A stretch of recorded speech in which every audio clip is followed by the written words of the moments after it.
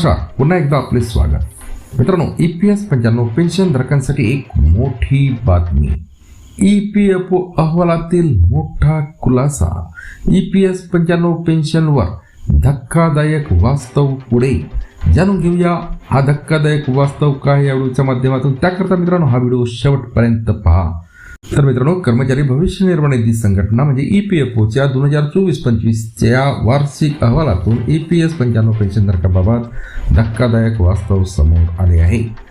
या अहवालानुसार देशातील 81.48 लाख पेन्शनधारकांपैकी 36.82 लाख जणांना दरमहा 1,000 रुपयापेक्षा कमी पेन्शन मिळत आहे. म्हणजे जवळपास प्रत्येक दुसरा पेन्शनधारक अत्यंत अल्प पेन्शनवर उदरनिर्वाह करत आहे. याच अहवालात आणखी एक गंभीर बाब समोर आली आहे. मृत कर्मचाऱ्यांच्या आश्रित मुलांना मिळणारी सरासरी मासिक पेन्शन केवळ 641 रुपये असल्याचे नमूद करण्यात आलेले आहे. सध्याच्या महागाईच्या काळात ही रक्कम अत्यंत अपुरी असल्याचे तज्ज्ञांचे म्हणणं आहे. EPFOच्या आकडेवारीनुसार 53.0 लाख सदस्यांना सरासरी 2,573 रुपये तर 21.32 लाख आश्रितांना सरासरी 1,740 रुपये मासिक पेन्शन मिळते.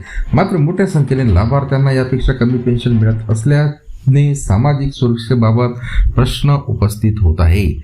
दरम्यान EPS 95 राष्ट्रीय संघर्ष समितीसह विविध कर्मचारी संघटना किमान पेन्शन 7,500 रुपये प्रतिमाह करण्याची मागणी सातत्याने करत आहेत.